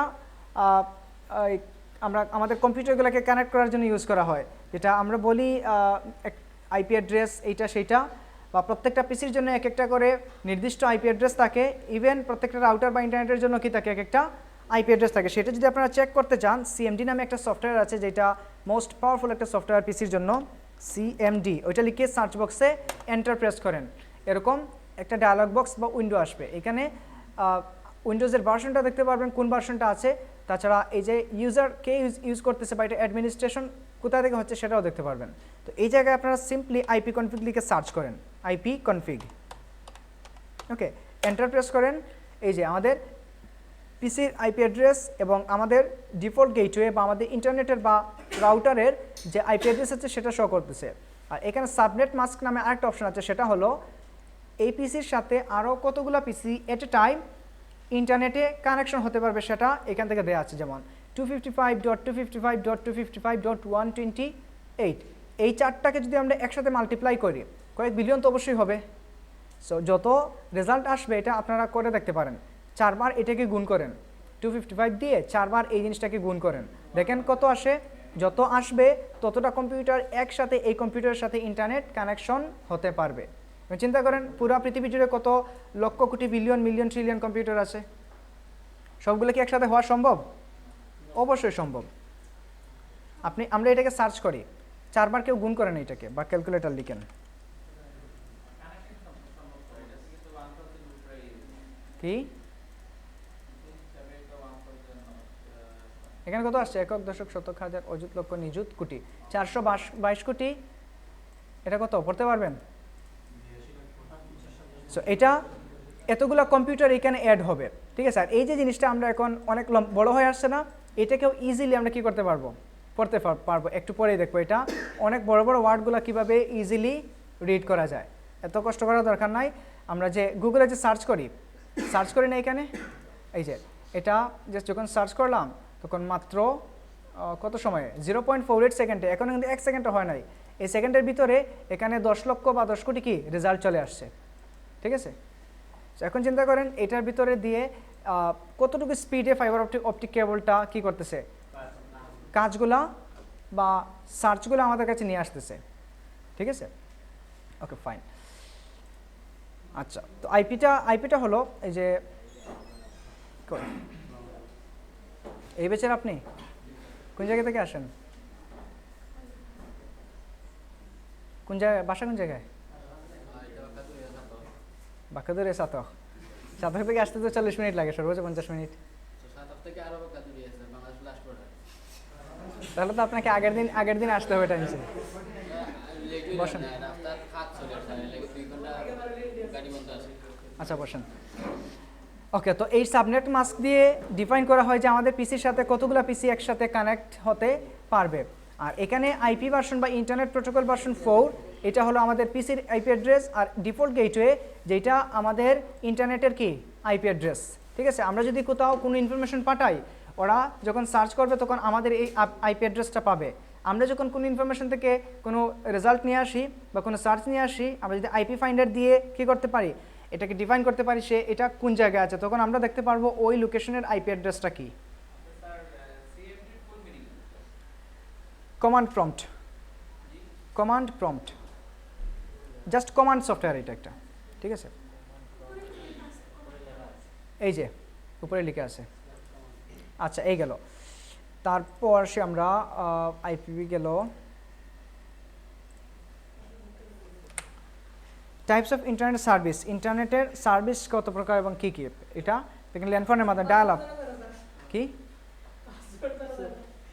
কিসের কি দিয়ে, কিসের পাসওয়ার্ড? ওয়াইফাইয়ের পাসওয়ার্ড, এগুলোও দেখা যায়। এগুলা তো আর হ্যাকিং তো এখানে শেখানো হবে না। হ্যাকিংয়ের জন্য কি আপনাকে আলাদা কোর্স করতে হবে, ইথিক্যাল হ্যাকিং নামে, ঠিক আছে। ইথিক্যাল হ্যাকিংও একটা কোর্স, এটা যে দেশ সরকার কাজে ইউজ করা হয়। যেমন বর্তমানে বাংলাদেশে আছে Hack71 নামে একটা পেজ আছে না, ওরা ইন্টারন্যাশনালি এক্সপার্ট হয়ে বসে আছে। যখন বাংলাদেশ ফ্রান্সে এই যে নবীর একটা ভাস্কর্য বা ব্যঙ্গচিত্র করা হয়েছিল না, তখন তো ওরা রাশিয়ার কতটা বিমানবন্দরের অ্যাকাউন্ট হ্যাক করে ফেলছিল, বিমানবন্দর হ্যাক করছে, তাছাড়া ওদের কয়েকটা ব্যাংকও কী করে ফেলছিল, ব্যাংকের ওয়েবসাইট টোটাল ডিস্ট্রয় করে দিয়েছিল। অত নিউজ ওটা দেখতে পারেন আপনারা। ওরা ওইখানে যারা কাজ করে ওরা ইন্টারন্যাশনাল লেভেলের হ্যাকার। কি বুঝে নেই আপনার কথা? হ্যাকিং কোর্স সেটা আপনি ইন্টারনেট গুগল করে দেখতে পারেন বা বাংলাদেশের ভালো প্রতিষ্ঠানগুলো খুঁজে দেখেন। ওকে, ওইটার কথাই বলছি, Cyber71, ওদের সাথে যোগাযোগ করে দেখেন ওরা আপনাকে শেখায় কিনা। স্যার ইয়েস, আইপি অ্যাড্রেস নিয়ে বলুন স্যার 192 সব জায়গায় স্যার 192 এইটা দিয়ে শুরু হয় 192.168.50.0.122.1.4 এরকম থাকে, ঠিক আছে এক একটা। সো আইপি অ্যাড্রেস যদি থাকতো, এখন মনে করেন আমরা ফেসবুকে সার্চ করি facebook.com লিখে, ওইটার ব্যাকএন্ডে একটা নির্দিষ্ট আইপি অ্যাড্রেস আছে, কয়েক ডিজিটের, হতে পারে 10 ডিজিট 20 ডিজিট। এখন এরকম যদি ওরা ফেসবুকটাকে আইপি অ্যাড্রেস থেকে কনভার্ট করে, এটাকে যদি facebook.com-এ নিয়ে না আসতো, তখন আমাদের ওই আইপি অ্যাড্রেস লিখে সার্চ করা লাগতো। আপনি মনে করেন আপনার ফোন নাম্বার আছে 4টা-5টা করে, সবগুলো কি আমাদের মুখস্থ থাকে? মনে করেন আপনার ফ্যামিলির সব নাম্বার মুখস্থ, আপনার ফ্রেন্ডের বা আপনার কল লিস্টে যতগুলো নাম্বার আছে এগুলো কি মুখস্থ? তাহলে চিন্তা করেন এই আইপি অ্যাড্রেসগুলো আমরা কীভাবে মনে রাখতাম যদি এগুলোকে বিভিন্ন নামে কনভার্ট করা না হতো বা বিভিন্ন ডোমেইনে কনভার্ট করা না হতো? পারা যেত এগুলা? অবশ্যই না। সো এগুলো প্রত্যেকটা সাইটের ব্যাকহ্যান্ডে কী থাকে, এক একটা আইপি অ্যাড্রেস থাকে। ক্লিয়ার? আচ্ছা, তো এগুলো আমি ইউজ করি না ডায়াল আপ দিয়ে, সো বলতে পারবো না এগুলো দিয়ে কীভাবে ইউজ করা হয়। জাস্ট এগুলো ল্যান্ডফোনের কলের কাজে ইউজ করা হতো, বা এগুলো দিয়ে কীভাবে ইন্টারনেট ইউজ করা হতো সেটা আইডিয়াও নাই। এটা দিয়ে কেউ ইউজ করছেন ইন্টারনেট? এই মানে এই জেনারেশন আমরা পাইও নাই মনে হয়। আচ্ছা, তারপর যেটা আছে ডিএসএল, যেটা আমরা ওয়াইফাই বা কী দিয়ে ইউজ করি। আরেকটা হলো কেবল, ঠিক আছে, যেটা ল্যান্ড কেবল যেটা আমরা বলি। ওকে, এই জাস্ট ইমেজগুলো দেখলে আপনার আইডিয়াগুলো পেয়ে যাবেন। একটা হলো স্যাটেলাইট, স্যাটেলাইটের মাধ্যমে আসে। আর একটা হলো কি, এই তো কেবল সিস্টেম, ব্রডব্যান্ড ইন্টারনেট যেটা ওইটা। আচ্ছা, তারপর কি টাইপস অফ ইন্টারনেট সার্ভিস, একটা হলো স্যাটেলাইট, একটা হলো 3G বা 3rd জেনারেশন আর 4th জেনারেশন। ওকে, এখন বাংলাদেশে কত চলতেছে? 4G, 5 বাংলাদেশে 5G মানে এখন মনে করেন যে এখনও 3Gতে আছে বা 3.5G আসছে। আচ্ছা, এত কিছু করার পর আমাদের ইন্টারনেট তো ইউজ করা লাগবে, ব্রাউজ করা লাগবে কিনা? সব কিছু আছে, আমার স্টেবল নেটওয়ার্ক কানেকশন আছে, সব কিছু ঠিক আছে, কিন্তু আমার ব্রাউজার নাই, চলবে? ব্রাউজার ছাড়া কি ইন্টারনেট চলবে? অবশ্যই, এই জন্য আমাদের ব্রাউজারের প্রয়োজন। এখন বলেন ব্রাউজার জিনিসটা কি? ব্রাউজার কি? যে কোনো ব্রাউজার তথ্য না, তথ্য খোঁজার জন্য সার্চ ইঞ্জিন বলতে পারি। ওকে, তো ইন্টারনেট ব্রাউজার বিভিন্ন, আমরা এগুলো তার প্রয়োজন। এই যে দেখেন এখানে বিভিন্ন ধরনের ব্রাউজার আছে, যেমন ক্রোম আছে, ফায়ারফক্স আছে, অপেরা মিনি আছে, মাইক্রোসফট এজ আছে, ইন্টারনেট এক্সপ্লোরার আছে, সাফারি আছে, আরেকটা আছে কি অ্যামাজন সিল্ক। ওকে, সবগুলাই কিন্তু এক একটা ব্রাউজার, আমরা চাইলে যে কোনোটা ইউজ করতে পারি। সো ম্যাক্সিমাম আমরা আমাদের জন্য যেটা ইউজ করি ক্রোম এবং ফায়ারফক্স, এবং দুইটাই আমাদের জন্য ইম্পর্টেন্ট। ক্রোম বলেন, ফায়ারফক্স বলেন, এগুলো চাইলে আপনি ইউজ করতে পারেন। যারা ম্যাক ইউজ করে ওরা কি ইউজ করে? সাফারিটা ইউজ করে, ঠিক আছে। অনেকগুলো আছে, এগুলো শেষ করতে পারবো না, এখানে জাস্ট পপুলার কয়েকটা নাম দেওয়া হলো। ক্রোম এবং ফায়ারফক্স, অপেরা মিনি, এগুলো আমরা সবাই চিনি। যখন আমরা বাটন ফোনগুলো ইউজ করতাম তখন অপেরা মিনি ইউজ করা হতো, তাই না? আচ্ছা, এখনও আছে, বাট এটা পিসিতে কেউ ইনস্টল করবে না। এটা ইনস্টল করার পর পিসিটা অনেক বেশি স্লো হয়ে যায়। অপেরা মিনি আপনারা দেখছি অনেক সময় ফেসবুকের জন্য আলাদা পিসিতে ফেসবুক অ্যাপ ইউজ করেন, মেসেঞ্জারের জন্য মেসেঞ্জার অ্যাপ ইনস্টল করেন, হোয়াটসঅ্যাপের জন্য হোয়াটসঅ্যাপ, কেউ কেউ আবার ইমো অ্যাপটাও ইনস্টল করেন, ঠিক আছে। সো পিসিতে ইন্টারনেট ইউজ করার জন্য কোনো অ্যাপ্লিকেশন বা অ্যাপস ইনস্টল করার প্রয়োজন হয় না। জাস্ট ব্রাউজার থেকে আপনি হোয়াটসঅ্যাপ ইউজ করতে চান, হোয়াটসঅ্যাপ ওয়েব লিখে সার্চ করেন চলে আসবে। আপনি ফেসবুক ইউজ করতে চান, ফেসবুক লিখে সার্চ করেন চলে আসবে। ইমো ইউজ করতে চান, যে কোনো কিছু ইউজ করতে চান জাস্ট সার্চ করেন চলে আসবে। শুধু শুধু অ্যাপ্লিকেশনগুলো ইনস্টল করে স্টোরেজগুলোকে ফিল আপ করার কোনো প্রয়োজন নাই। বুঝা গেছে? ওকে, সো আমরা যেটা ইউজ করি সেটা হলো ক্রোম এবং ফায়ারফক্স। এই দুইটার তুলনায় ফায়ারফক্সটা একটু স্পিডে কাজ করে, বাট সিকিউরিটির জন্য ক্রোমটা অনেক বেশি ইম্পর্ট্যান্ট। ওকে, এগুলো আমরা দেখবো এখন। এতটুকু মোটামুটি প্রেজেন্টেশন ছিল, আশা করি এগুলোতে না বুঝার কিছু নেই, একবারে বেসিক লেভেলের কথাবার্তা ছিল। আর আগামী ক্লাসে আমরা যেগুলো দেখবো সেগুলো হলো লিঙ্কডইন সম্পর্কে দেখবো, তারপর সোশ্যাল নেটওয়ার্ক ওইগুলো দেখবো, আর গুগল অ্যাকাউন্ট করব, গুগল সার্চ ইঞ্জিন, তারপর গুগল ড্রাইভ, ওই জিনিসগুলো দেখবো ইনশাআল্লাহ। ওকে, তো এবার চলে যাই আমরা এই জিনিসগুলো বা ব্রাউজারগুলো কীভাবে ইনস্টল করব। সবার পিসিতে মোটামুটি ব্রাউজার ইনস্টল করা, তারপর আমরা দেখে নেই যারা জানি না বা ইন ফিউচারে যদি কারো উইন্ডোজ দেওয়ার প্রয়োজন হয় উইন্ডোজ দিয়ে আমরা যাতে ওইগুলো নিজেরা ইনস্টল করতে পারি। আর এই জিনিসগুলো একেবারে ইজি, কোনো কঠিন কিছু না, শুধুমাত্র আপনার ইন্টারনেট যখন অ্যাক্টিভ থাকবে উইন্ডোজ দেওয়ার সাথে সাথে আপনার যে উইন্ডোজের যে ডিফল্ট যে ব্রাউজার আছে সেটা হলো মাইক্রোসফট এজ, অথবা আগে ছিল ইন্টারনেট এক্সপ্লোরার। ওই ইন্টারনেট এক্সপ্লোরারকে আপডেট করে এখন নিয়ে আসা হয়েছে কি মাইক্রোসফট এজ নামে, ঠিক আছে। অনেক সময় দেখবেন যে আপনি উইন্ডোজ দেওয়ার পর আপনার উইন্ডোজটা আপডেট হয় না, উইন্ডোজ দেওয়ার পর ইন্টারনেট কানেকশন করে উইন্ডোজ আপডেট দিতে হয়। তখন আপডেটে যাওয়ার পর বা আপডেট হওয়ার আগে এটা ইন্টারনেট এক্সপ্লোরার থাকে, যখন আপডেট দিয়ে দেবেন তখন মাইক্রোসফট এজ হয়ে যাবে। ওকে ফাইন, সো এটা ওপেন করেন। ওপেন করার পর ধরেন আমরা কি ডাউনলোড করব, ক্রোম ডাউনলোড করব অথবা ফায়ারফক্স। সিম্পলি এখানে লিখেন ক্রোম ডাউনলোড অথবা ফায়ারফক্স ডাউনলোড, যে কোনো একটা লিখে সার্চ করেন, তারপর নিচে যে ওয়েবসাইট আসবে ওইটা থেকে ক্লিক করেন। ক্লিক করার পর ইজিলি আপনি ডাউনলোড বাটনগুলো খুঁজে পাবেন, দুইটা ডাউনলোড বাটন শো করবে, যে কোনো একটা দিয়ে ডাউনলোড করতে পারবেন। আচ্ছা, এবার অনেক সময় আমাদেরকে রিডিরেক্ট করে অন্য ওয়েবসাইটে, ডাউনলোডে ক্লিক করা হয় কিন্তু দেখা যায় যে আরও 3টা 4টা 5টা ওয়েবসাইট আমাদেরকে ফ্রিতে ঘুরিয়ে নিয়ে আসে, ঠিক আছে। তো বিভিন্ন সাইটে যখন যাবেন ওইগুলোতে ডাউনলোড বাটন কয়েকটা দেখতে পাবেন। এগুলো এখন হয়তো আমাদের কোনো কিছু ডাউনলোড করার পড়বে না, কিছুদিন পর যখন আমরা কাজের জন্য ইমেজ ডাউনলোড করব, সফটওয়্যার ডাউনলোড করতে হবে বা কোনো ফাইল আমাদের গুগল থেকে ডাউনলোড করতে হবে, তখন লেখা থাকবে খুব সুন্দর করে, অনেক বড় করে মনে করেন এইভাবে ডাউনলোড। সেখানে আপনি ডাউনলোড করবেন, নিয়ে যাবে একটা শপিং সাইটে, নিয়ে যাবে আরেকটা অন্য কোনো সাইটে, তখন এটা অনেক ঝামেলার ব্যাপার না? এই জিনিসগুলো আপনাকে একটু বুঝে নিতে হবে যে কোনটা এক্স্যাক্ট লিঙ্ক, ঠিক আছে? অনেকগুলো ডাউনলোড দেখবেন যে ছোট্ট করে একটা বাটন পড়ে আছে, আপনি চিন্তা করবেন এইটা তো আর একটা ছোটো করে দেওয়া থাকবে না, যেটা হাইলাইটেড ওইটা ডাউনলোড লিঙ্ক, কিন্তু দেখা যাবে ছোটো ওইটাই কিন্তু আপনার এক্স্যাক্ট লিঙ্ক, ঠিক আছে? তো এগুলো বোঝার কোনো ওয়ে নাই কোনটা কি আর এক্স্যাক্ট আর কোনটা ফেক, এগুলো জাস্ট ইউজের উপর ডিপেন্ড করে। বুঝা গেছে? ওকে, তো আমরা এখান থেকে ডাউনলোড ফায়ারফক্স অথবা এখান থেকে ক্লিক করলে জাস্ট এটা আমাদেরকে ডাউনলোড অটোমেটিক্যালি হয়ে গেছে। এই যে হয়ে গেছে না ফাইল ডাউনলোড, এখান থেকে জাস্ট এই সেটআপের উপর ক্লিক করেন, আমাদের কাছে একটা পারমিশন চাইবে এটা রান করার জন্য, সো এটাকে রানে ক্লিক করলাম, অ্যান্ড দেন এগেন আরেকটা পারমিশন চাইবে, এখান থেকে পারমিশনে ক্লিক করলাম, হয়েছে? জাস্ট এটা এবার ইনস্টল নেবে। এটা ইনস্টল নিতে যত সময় লাগবে, তারপর এটা টোটাল ফিল আপ হয়ে গেলে আমাদের ব্রাউজারটা ওপেন হবে, ওই ব্রাউজার থেকে আমরা ইন্টারনেট ব্রাউজ করতে পারবো। একটু সময় নেই, এটা ওপেন হোক, আর তার আগে আমরা এখান থেকে ক্রোমটাও ডাউনলোড দেখে নিই। সিম্পলি ক্রোম লিখে সার্চ করবেন, এই যে ক্রোম ডাউনলোড করে আসছে এখানে। ওকে, এই যে এটা ইনস্টল হয়ে ওপেন হয়ে গেছে। সো আমরা এবার চাইলে এটাকে ডিফল্ট ব্রাউজার বানাতে পারি, অথবা যদি না চাই ডোন্ট শো দিয়ে নট নাও দিয়ে দেবো। ওকে, এটা হলো তার ইন্টারফেস বা হোম পেজ, যেটা ব্রাউজারের হোম পেজ ফায়ারফক্সের। এটাকে বলা হয়, উপরে যেটা আছে এটাকে বলা হয় ট্যাব অথবা ট্যাব বার বলা হয়। এখানে প্লাস দিয়ে আমরা যতগুলা কি ওপেন করব, অনেকগুলো ট্যাব ওপেন করতে পারবো। আর এটা শর্টকাট হলো কন্ট্রোল টি। কন্ট্রোল টি দিলে অটোমেটিক্যালি কি হয়, ট্যাব ওপেন হয়। ওকে, আচ্ছা, তারপর এগুলা রিলোড, ব্যাক অ্যান্ড ফরওয়ার্ড, তারপর এটা হলো সার্চ বার, আর এই যে এটা দেখতে পাচ্ছি এইটা হলো বুকমার্ক বার, ঠিক আছে? এটাকে বুকমার্ক বার বলা হয়। অনেকের হয়তো বুকমার্ক বারটা নাও থাকতে পারে, এই যে হাইড করে দিলাম, হাইড হয়ে গেছে না? যদি এরকম না থাকে জাস্ট আপনি অপশনস, এই যে তিনটে আছে এটাকে বলা হয় অপশনস, এখান থেকে বুকমার্ক বারটা নিয়ে আসবেন। তার থেকেও ইম্পর্টেন্ট হলো আমরা যখন এই ব্রাউজারগুলো ইনস্টল করব, ইনস্টল করার সাথে সাথে আমাদের যেটা হয়, এই ব্রাউজারের মধ্যে আমরা কি করতে হবে, সাইন ইন করতে হবে, ব্রাউজারে লগ ইন করা লাগবে, ঠিক আছে? ইভেন এই ব্রাউজারগুলোর মধ্যে অ্যাকাউন্টও করা যায় ফায়ারফক্স।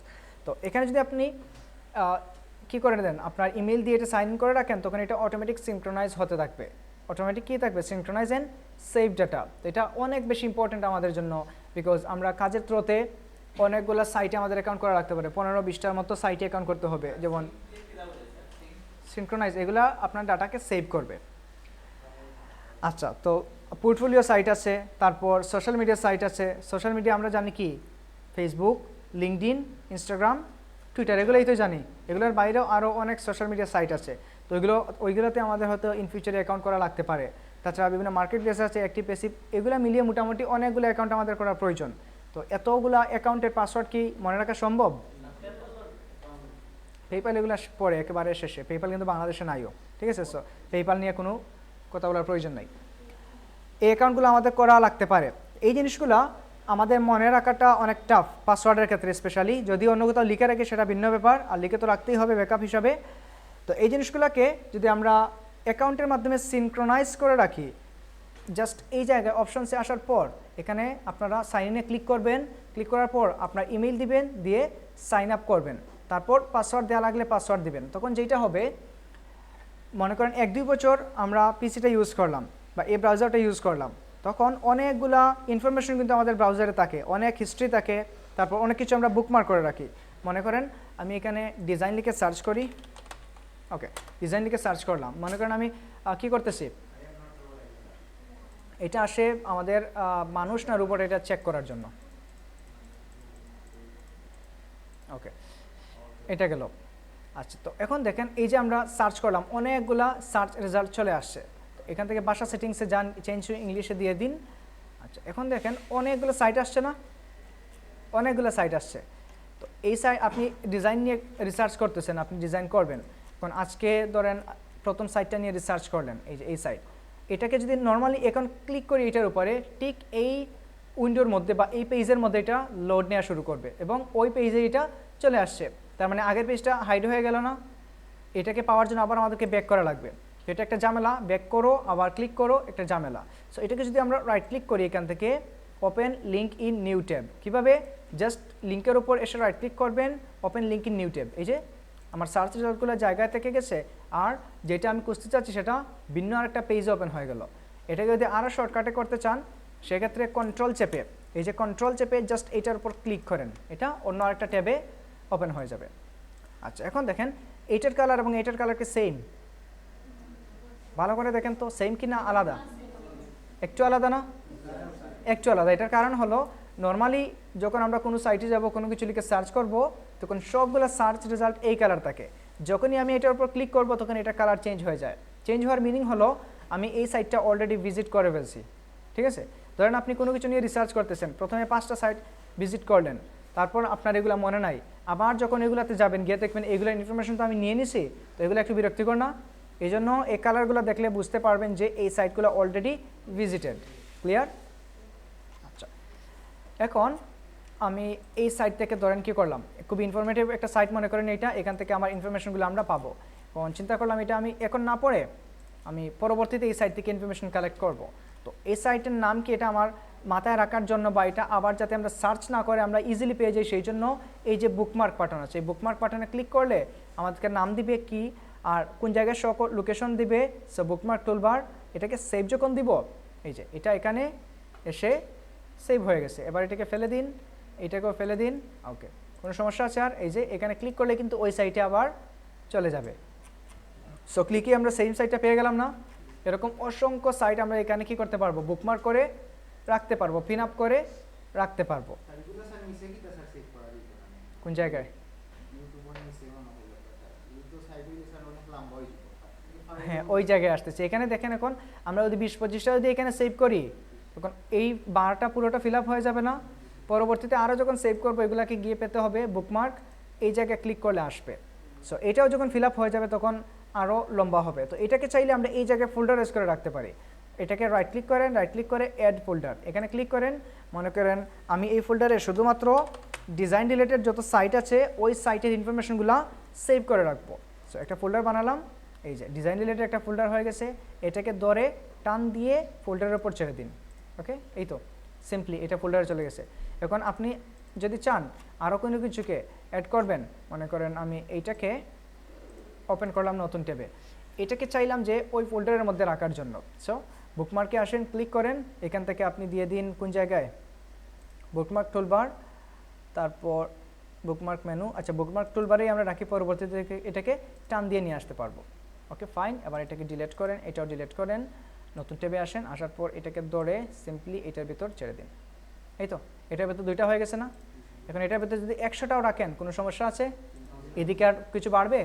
পারবে না। তারপর আপনি চাইলেন যে আপনার মার্কেট প্লেসের যতগুলো সাইট আছে সবগুলো একটা ট্যাবে রাখবেন, তখন আরেকটা মার্কেট প্লেস নামে একটা ফোল্ডার বানিয়ে রাখেন, ওইটার ভিতরে গেলে সবগুলো আসবে। বুঝা গেছে?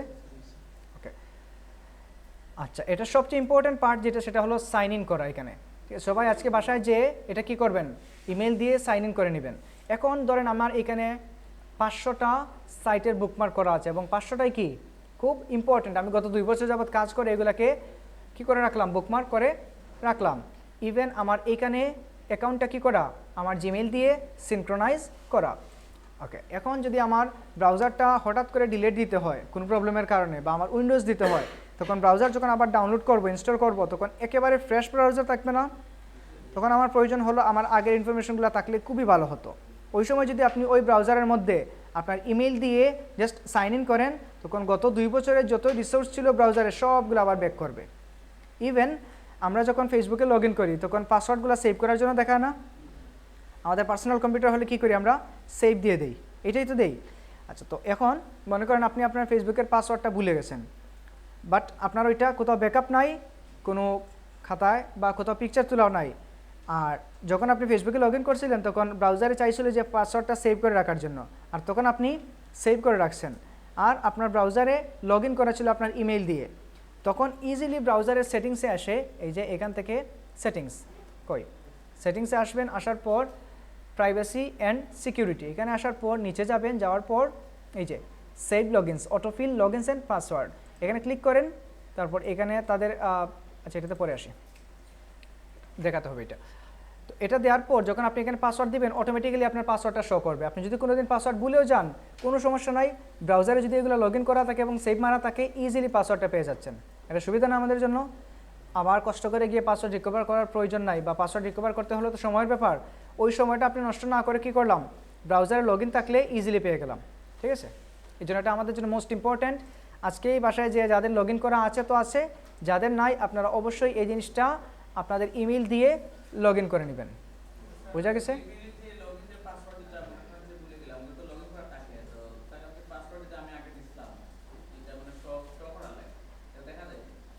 ওইটাই দেখাবো একটু পরেই। আগে সেটিংসগুলো আমরা একটা একটা করে শেষ করি। আচ্ছা, তো ইম্পর্টেন্ট আরও কিছু সেটিংস আছে এটার ব্যাপারে। তো সেটিংসে আসেন, এইখান থেকে নিচে যান, এগুলো তো বুঝতে পারবেন, হিস্টোরি, ডাউনলোড, পাসওয়ার্ড, এই জিনিসগুলো সমস্যা নাই। এখান থেকে আসেন সেটিংসে, ক্লিক করেন। এই জিনিসগুলো এত বেশি আমাদের জন্য প্রয়োজন না, বা এগুলা চাইলে দেখতে পারেন, বা এখান থেকে চাইলে আমরা ফায়ারফক্সটাকে ডিফল্ট ব্রাউজার হিসেবে বানাতে পারি। এখান থেকে ইম্পর্টেন্ট এইগুলো প্রয়োজন নাই, এগুলোর ফন্ট ডিফল্টই থাকবে, সমস্যা নাই। তারপর ইম্পর্টেন্ট হলো এই জিনিসটা, আমরা চাই যে ডাউনলোড করার পর এটা আমাদেরকে ফোল্ডার শো করুক, ওই ফোল্ডারে আমি রাখবো, কিন্তু দেখা যায় ডাউনলোড করলেই শুধু ডাউনলোডসে চলে আসে না।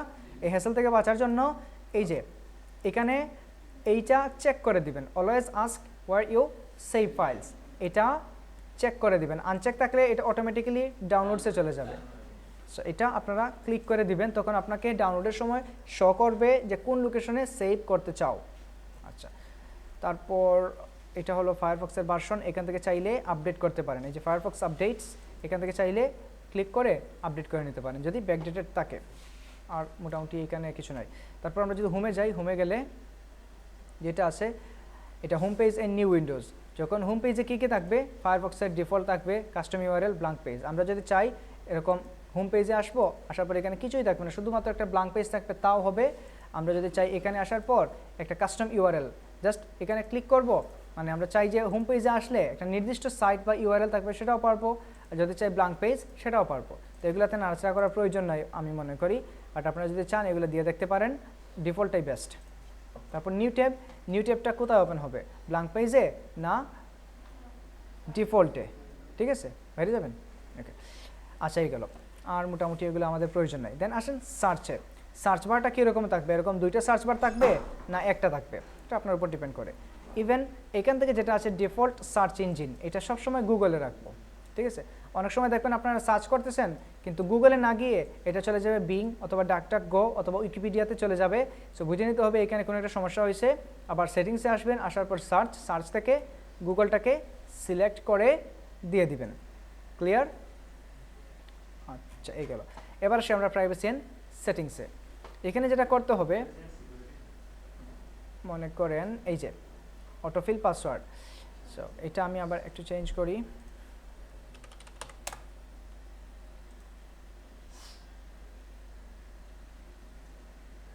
আচ্ছা, এখন এখানে আসে অটোফিল লগইনস এন্ড পাসওয়ার্ড, অথবা এই যে অপশনস থেকে আমরা গেলাম পাসওয়ার্ডে। যাওয়ার পর এখানে দেখেন এই যে আই বাটন, এটাতে ক্লিক করলে কিন্তু পাসওয়ার্ডটা শো হয়ে যাবে। শো হয়ে গেছে না ইজিলি? এখন এই অপশনটা আপনার কোনো ফ্রেন্ডের জানা, সে বসলো আপনার পিসিতে এবং আপনার পিসিতে আপনার মার্কেট প্লেসের সবগুলো অ্যাকাউন্ট লগ ইন করা, মানে সে চাইলেই কিন্তু ব্রাউজারের সেটিংস থেকে গিয়ে আপনার সব পাসওয়ার্ড দেখে ফেলতে পারে, নিয়ে নিতে পারে, তাই না? তখন এটা আপনার জন্য একটা রিস্ক। এই রিস্ক থেকে আমরা বাঁচার জন্য যেটা করি সেটা হলো এই জায়গার মধ্যে যখন আমরা ক্লিক করব, আমরা যদি একটা মাস্টার পাসওয়ার্ড লাগিয়ে দিই, ওই পাসওয়ার্ড না দেওয়া পর্যন্ত এই পাসওয়ার্ডটা শো করবে না। ঠিক আছে? আচ্ছা, তো এটা করার জন্য যেটা করব, সেটিংস থেকে লগইনস, প্রাইভেসি অ্যান্ড সিকিউরিটি, এখান থেকে লগইনস অ্যান্ড পাসওয়ার্ডের নিচে যে অপশনটা আছে ইউজ এ প্রাইমারি পাসওয়ার্ড, এটা আগে ছিল মাস্টার পাসওয়ার্ড নামে, এখন চেঞ্জ হয়ে আসছে কি প্রাইমারি পাসওয়ার্ড। তো এটাতে ক্লিক করেন, ক্লিক করার পর এরকম ডায়লগ বক্স আপনার সামনে আসবে। এখান থেকে কারেন্ট পাসওয়ার্ড যদি আগের কোনটা থাকে সেটা দিতে পারেন, বাট যেহেতু আমাদের নাই, সো আমরা এখান থেকে নিউ পাসওয়ার্ড ইউজ করব। তো আমি দিলাম 1 2 3 4, আবার রিটাইপ করলাম। ওকে, বাট আমাদের পাসওয়ার্ডটা ম্যাচ হয় নাই।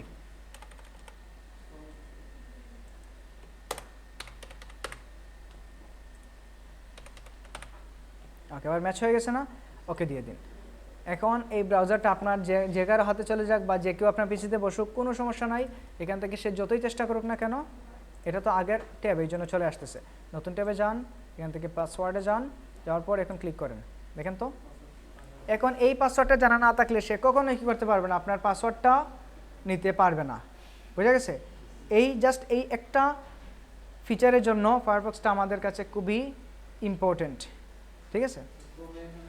ক্রোমে এটা হয়, তবে ক্রোমে অনেক ঝামেলার কাজ, এক্সটেনশন ইউজ করে ডাউনলোড করে করতে হয় আলাদাভাবে।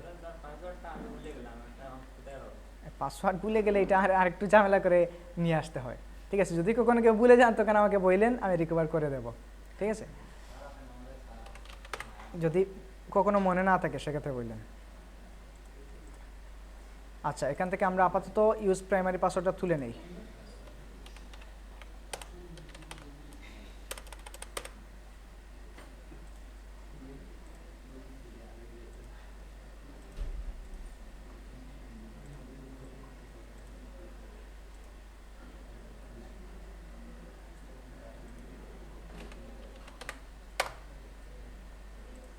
ওকে, আমাদের পাসওয়ার্ডটা ডিলিট হয়ে গেছে সিম্পলি, এখন আর কি নাই, তো আমরা দিতেছি না। এটা বুঝা গেছে এই জিনিসগুলো? ওকে, তারপর সিনক্রোনাইজে আসার পর এটা সাইন ইন টু সিনক্রোনাইজ, এখান থেকে ক্লিক করেও করতে পারেন আপনাদের ইমেইলে লগ ইন, অথবা এখান থেকে ক্লিক করে ইমেইলে লগ ইন করতে পারেন। পারা যাবে? ফাইন। আচ্ছা, মোর ফ্রম মজিলা, এগুলো চাইলে দেখতে পারেন কী কী আছে। দেন আর কিছু আছে এখানে, এক্সটেনশন অ্যান্ড থিমস। এক্সটেনশন চিনি সবাই? এক্সটেনশন যেমন বিভিন্ন কাজের জন্য এগুলো এক্সটার্নাল হিসেবে ইউজ করা হয়। মনে করেন অনেক সময় আমাদের ব্রাউজ করতেছি, বিভিন্ন ধরনের অ্যাডভার্টাইজমেন্ট আসে না, বিভিন্ন ধরনের অ্যাড আসে, বিরক্তিকর, ওই জিনিসগুলো আমরা ব্লক করতে পারি অ্যাড ব্লকার আলটিমেট এইটা দিয়ে, অথবা অ্যাড ব্লকার গার্ড, অথবা অ্যাড ব্লকার প্লাস দিয়ে। যদিও এগুলো এখন আমাদের এত বেশি প্রয়োজন লাগে না, বা এগুলো আমাদের জন্য ইউজ করা লাগে না, বাট আপনি যদি দেখেন আপনার কাজ করতে যেয়ে বিভিন্ন সাইট থেকে বারবার কোনো একটা সার্চ করলেন, এন্টার প্রেস করার সাথে সাথে আপনার সার্চ রেজাল্টটা আসার আগে দেখলেন যে অ্যাডভার্টাইজ চলে আসছে, বারবার এই ঝামেলা করে, তখন অ্যাডভার্টাইজমেন্ট বা অ্যাড ব্লকার লিখে গুগলে সার্চ করলে এটা চলে আসবে, অথবা ফায়ারফক্সে গিয়ে এক্সটেনশন থেকে সেটা নিয়ে আসতে পারেন, অথবা ক্রোমে গিয়ে ক্রোম থেকে সেটা অ্যাড করে নিতে পারেন। ক্লিয়ার? আচ্ছা, এই গেল এটার ব্যাপারে। তারপর আর কি আছে তো দেখার মতো এগুলোই। এবার আমরা ক্রোমে যাই, যেহেতু আমি ক্রোমটা অলরেডি আমাদের ডাউনলোড দেওয়া আছে, আমি ক্রোম ডাউনলোড করতেছি না, এখান থেকে ওপেন করে দেখাই। Download system same. ওকে, ক্রোমেও সেম। এটাকে আপনারা কি করবেন, এই যে ক্রোমে আপনাদের যখন লগ ইন করবেন তখন এরকম কিছু থাকবে না, সিম্পলি এরকম একটা আইকন থাকবে, ইভেন এগুলোও থাকবে না, এরকম একটা আইকন থাকবে বা এরকম একটা পেজ থাকবে, আর এই জিনিসগুলো থাকবে না, শুধুমাত্র এক্সটেনশন থাকবে, ওয়েব স্টোর থাকবে, আর অ্যাড শর্টকাট, এই তিনটা বাটন এখানে থাকবে। ওকে, এগুলো কাস্টমাইজ করে নিয়ে আসা যায়। যেমন আমি এখান থেকে ফেসবুকটাকে তুলে দিলাম, এই যে ফেসবুকটাকে এখান থেকে রিমুভ করে দিলাম, চলে গেছে না? এটাকে নিয়ে আসতে পারবো অ্যাড শর্টকাট নামে, এখানে লিখেন ফেসবুক। ওকে, তারপর এখানে ফেসবুকের ইউআরএলটা দিন, facebook.com, facebook.com লিখে এন্টার প্রেস করেন, এই যে এটা চলে আসছে। ওকে, তারপর এটাকে আপনারা কাস্টমাইজ করতে পারবেন এই বাটন থেকে। মনে করেন এটা আছে ডিফল্ট, হোয়াইট কালার ডিফল্ট, আপনি চাইলেন এখানে কোনো ছবি দিবেন, তখন কাস্টমাইজ এখানে আসেন, আসার পর ব্যাকগ্রাউন্ড। ওকে, দেখেন বিভিন্ন টাইপের ব্যাকগ্রাউন্ড আছে। ওকে, ধরেন এটা আমার কোনো একটা করা ডিজাইন, এরকম দিতে পারেন, অথবা আপনি চাইলে আপনার পিসি থেকে কোনো ডিজাইন নিয়ে এসে দিতে পারেন, এই যে কাস্টমাইজ, তারপর এই যে আপলোড ফ্রম ডিভাইস, আপনার পিসি থেকেও যে কোনো কিছু নিয়ে আসতে পারেন। হয়েছে? ওকে, আমরা এটাকে ডিফল্ট রাখি। ওকে, ক্রোম ক্লাসিক। তারপর এখানে কালার থিম এগুলো চেঞ্জ করতে পারবো উপরের, ঠিক আছে? এটা পিঙ্ক কালার রেখে দেই, এটা পিঙ্ক কালার না, চাইলে এখান থেকে এগেইন চেঞ্জও করতে পারবো, রাখা যায় ব্ল্যাক, যেটা আপনার ভালো লাগে সেটা এখান থেকে রাখতে পারেন। আমরা এটাই রাখি, বুঝা গেছে? এবং এগুলার সেটিংসও সেম, এই যে উপরে অপশন থেকে সেটিংসে আসবেন, আসার পর এখান থেকে ওই যে অটোফিল আছে, অটোফিলে যদি ক্লিক করেন সেম পাসওয়ার্ড, এটা ক্লিক করেন। মনে করেন এখান থেকে আমরা চাইলাম যে ব্যাকটিজি বা এখান থেকে ক্রিয়েটিভ ফেব্রিকা, যে কোনো একটা মার্কেটের পাসওয়ার্ড আমরা দেখতে চাইলাম। ওকে, এখানে ক্লিক করেন, দেখার দিবে, দিবেন, এটা ডিরেক্টলি সিনক্রোনাইজ হয়ে গেছে আমাদের যে উইন্ডোজের যে পাসওয়ার্ড, এই যে আমরা এখন এটা লগ ইন করার সময় যে পাসওয়ার্ডটা ইউজ করি ওইটার সাথে এটা ডিপেন্ডেন্ট। তো গুগল ক্রোমে যদি আপনি করতে চান সেক্ষেত্রে আপনার এই যে অ্যাডমিনিস্ট্রেশন একটা করে রেখে দিবেন, আর ওইটার ক্ষেত্রে একটা পাসওয়ার্ড সেট করে রাখবেন, যেই পাসওয়ার্ড দিয়ে আপনি কি করতে পারেন, এটাও প্রোটেক্ট করতে পারেন। এটাতে যদি কোনো পাসওয়ার্ড না থাকে তখন ইজিলি পেয়ে যাবে না, ইজিলি পেয়ে যাবে। হ্যাঁ, এটা এখানে দিলে না, এটা অটোমেটিক্যালি হয়ে যাবে ক্রোমের ক্ষেত্রে। আর যদি আলাদাভাবে করতে চান তখন আপনাকে এক্সটার্নাল এক্সটেনশন ডাউনলোড করতে হয় ক্রোম লক নামে, ঠিক আছে। তবে ক্রোম লকটা অনেক ঝামেলার ব্যাপার, একবার ইনস্টল করে ফেলে অনেক ঝামেলা করে, এটা ইউজ করে খুবই ঝামেলা পড়ছিলাম, ঠিক আছে।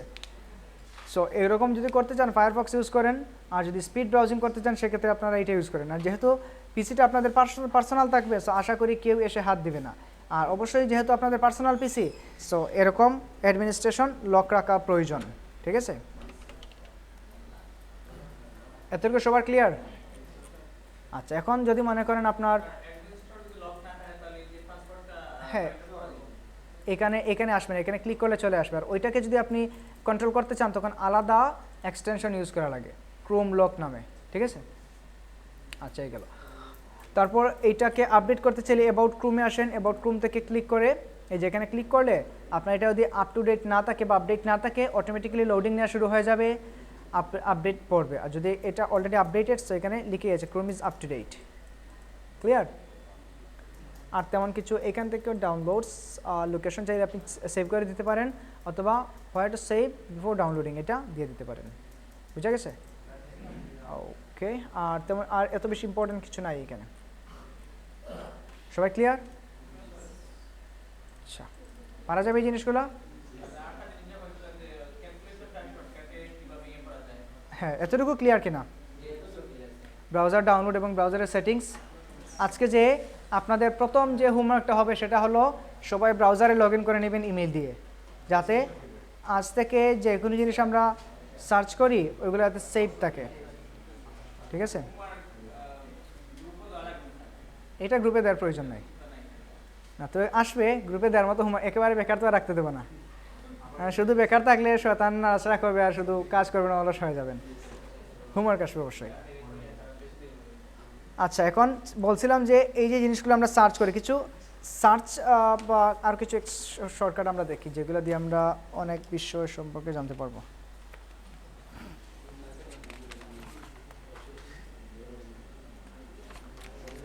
কনভার্টার, ধরেন আমি এখানে গ্রাফিক ডিজাইন লিখে সার্চ করলাম, ঠিক আছে। গ্রাফিক ডিজাইন, ওকে।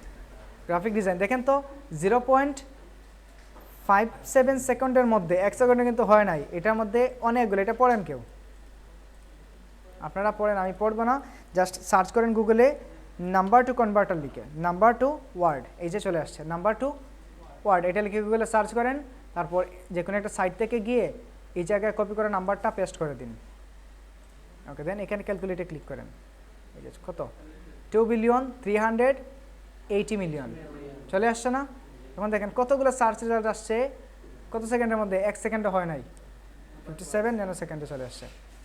এখন এখানে মনে করেন আমরা আরও কিছু লিখলাম, এগুলো 00 না দিয়ে এগুলোতে মনে করেন লিখলাম 789, অনেক কিছু লিখলাম। এটা পড়েন তো কী লেখা আছে এখানে, জাস্ট ক্যালকুলেট করলে এটা অটোমেটিক্যালি এখানে চলে আসবে, ঠিক আছে। হ্যাঁ, ট্রিলিয়ন আছে। আচ্ছা, এই গেল। সো বুঝা গেছে? ওকে, ফাইন। এখন ধরেন আমরা কারেন্সি মান জানি না, কারেন্সির মান আমরা জানি না, সেটাও এখান থেকে করতে পারবেন। সিম্পলি কারেন্সি কনভার্টার লিখে সার্চ করেন, অথবা লিখাও লাগে না, গুগলে সার্চ করেন 1 USD ইকুয়াল, এই যে চলে আসছে 1 USD ইকুয়াল BDT অথবা CAD, কত 95.16 টাকা, ওকে। এটা দিয়ে আমরা মেজার করতে পারবো। ইভেন এখানে আছে আমরা যদি কোনো PDF থেকে জেপিজি বানাতে চাই, অথবা ওয়ার্ড থেকে যদি কোনো জেপিজি বানাতে চাই, অথবা এক্সেল থেকে কোনো জেপিজি বানাতে চাই, সেটাও করতে পারবো। এটা করার জন্য যেটা করবেন, মনে করেন আমরা কি করতে চাই, যে কোনো একটা ওয়ার্ড ফাইলকে জেপিজি বানাতে চাই। সো এখানে লিখেন word to JPG, word to, এই যে চলে আসছে, ঠিক আছে, ওয়ার্ড টু জেপিজি। তারপর অনেকগুলো সাইট থাকবে, যে কোনো একটা সাইট আপনি ওপেন করেন, ওপেন করার পর এখান থেকে নিচে এসে দেখবেন চুজ ফাইল পাবেন। সো চুজ ফাইলে ক্লিক করেন, তারপর আমাদের কি ক্লাসের ডকুমেন্টটা জেপিজি ছিল, ওয়ার্ড ডকুমেন্ট, হ্যাঁ এই যে এটা। আগে আমরা দেখি এই জিনিসটা কি, নিশ্চয়ই আমাদের সিভিটা হবে, তাই না? ওকে, এই যে এটার কোনো জেপিজি ফাইল আছে? এটার কোনো জেপিজি ফাইল নাই। সো আমরা চাইলে এইটাকে জেপিজি ফাইল বানাতে পারি। ওকে, সো এটাকে এখান থেকে চুজ ফাইল, তারপর আমরা আমাদের ডকুমেন্টে যাই। এই তো ফাইলটা এখানে কি করবেন, আপলোড করবেন, দেন কনভার্ট নাও। অনেক কিছু, জেপিজি, পিএনজি, বিএমপি, এসপিজি, অনেকগুলো আছে। আচ্ছা, এই গেল। এখন এটাকে, এটা কনভার্ট হয়ে গেছে, এবার এটাকে ডাউনলোড করেন। ওকে, কোথায় ডাউনলোড হবে? কি সাইটের নাম লাগবে না, আপনি শুধুমাত্র ওয়ার্ড টু জেপিজি লিখে সার্চ করেন, জেমজার। এই যে ডাউনলোড হয়ে গেছে না, এটা একটু ওয়েট করেন।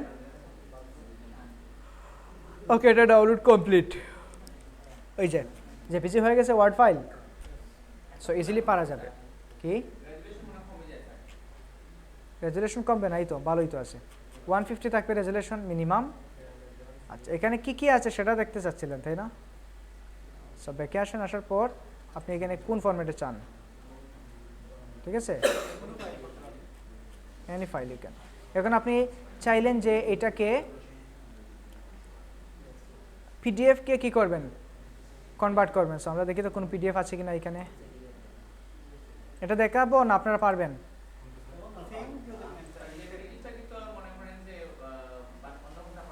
জেপিজি থেকে করা যাবে, তবে ওইগুলা অনেক প্রবলেমেটিক ফাইল থাকবে, এডিট করা যেতে পারে আবার নাও যেতে পারে।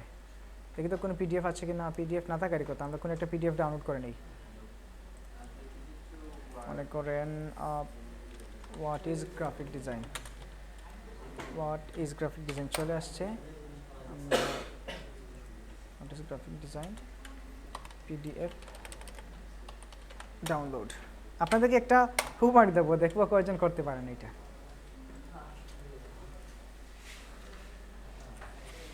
আচ্ছা, এটা আপাতত করতেছি না। মনে করেন আমরা এই ওয়ার্ড ডাউনলোড করতে গেলে অনেক সময় লাগবে। এই ওয়ার্ড এটাকে যদি আমরা পিডিএফ বানাই, সো সিম্পলি পিডিএফ থেকে আপনারা কী করবেন, লিখবেন পিডিএফ টু জেপিজি কনভার্টার। এটাকে পিডিএফ বানাতে পারেন, পিডিএফ থেকে জেপিজি টু, সেটাও হবে। আপনি যা কিছু লিখেন সার্চ করে সেটা আসবে, ঠিক আছে? আচ্ছা, এখন আসি, আপনাদের একটা হোমওয়ার্ক থাকবে যে আগামী ক্লাসের মধ্যে এসে জানাবেন যে গুগলে আমি ওই জিনিসটা সার্চ করেছি কিন্তু ওইটা পাই নাই। বুঝতে পারছেন? আপনার মনে যা আছে সেটা লিখে সার্চ করেন, যা কিছু আছে। এগুলো তো আসবে না কোনো, এগুলোও আসবে, অ্যাবসলিউটলি এইগুলোও আসবে। ওইগুলো আগে আপনাকে এসইও করা লাগবে, সেটা ভিন্ন ব্যাপার। এটা নাই, এগুলো নিয়ে আসা যায়। আপনি আপনার ইমেজটা এসইও করে রেখে দিন, তুফাল স্যারের বিয়ে কবে হয়েছে সেটার একটা আর্টিকেল লিখে আপনারা উইকিপিডিয়াতে রেখে দিন, সেটাও আসবে, ঠিক আছে? সো এমন কোনো কিছু নাই গুগলে আপনারা পাবেন না এটা। এখন আমাকে কেউ চিনে, গুগল চিনে আমাকে? চিনে না, কিন্তু আমি আমার ইমেজটা এসইও করে রেখে দিলাম, হাইলি এসইও করলাম, ওইটা নাম লেখার সাথে সাথে চলে আসবে। ইভেন আমার নাম লিখে যদি সার্চ করি, আমার ইউজার নেম লিখে যদি সার্চ করি, আমার বিভিন্ন ফেসবুক, ইনস্টাগ্রাম অ্যাকাউন্টগুলো চলে আসবে। বুঝতে পারছেন? তো নাই কোনো জিনিস, এটা আমাকে জানাবেন। আগামী ক্লাসে এসে বলবেন যে স্যার ওইটা লিখে আমি সার্চ করছি, কোনটা নাই, কি নাই সেটা বলেন। যা লিখে সার্চ করবেন সেটাই আসবে। ওকে, সো মোটামুটি আমাদের ক্লাস টপিক কমপ্লিট আজকে এতটুকু। সো আপনাদের জন্য হোমওয়ার্ক আগামী ক্লাসে আমরা দেখব কীভাবে জিমেইল অ্যাকাউন্ট করতে হয়, জিমেইল অ্যাকাউন্ট করব, তারপর গুগল ড্রাইভের কাজ দেখব, আর ইউটিউব চ্যানেল ক্রিয়েট করব, ইউটিউবটা কীভাবে কী করতে সেটা দেখব। ওকে, আর আগামী ক্লাসের জন্য আপনাদের হোমওয়ার্কটা হবে 30+ word per minute, speed, typing speed 30+ করা, ঠিক আছে? টাইপিং স্পিড 30+ করা, প্রতি মিনিটে 30টা বেশি ওয়ার্ড টাইপ করতে হবে, প্রতি মিনিটে, ওয়ার্ড পার মিনিট, হ্যাঁ 30টা।